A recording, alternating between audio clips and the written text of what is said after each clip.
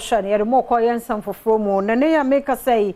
nipa mienu bi asabi won ye mobrofo anase orphans ya bia na wo mo danya kura ewo Asuotiano wo Dormaa East mensimu obono mantemu enya mo afiri adwumako bi enhya ban ase make say yesi adan ahodo bi dia ma wo ma obenya ba bi pade won tiato Adom TV etwaso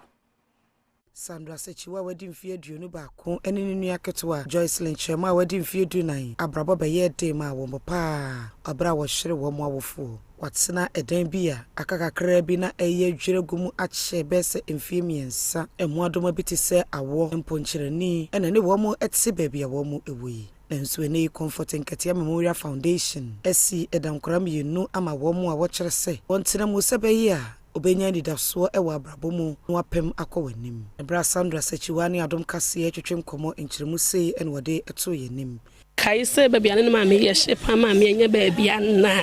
ne no de ewu a make say aseda ndo bibia se baabi ane ye hyewo na se nkun wo de ni ho ye de rubber na se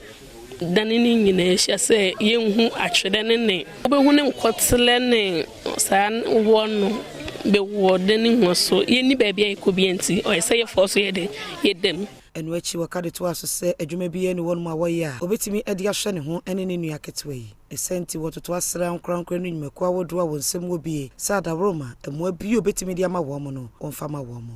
minni adwuma bi aye adwuma minni bi ntin kampese wa wo hwe me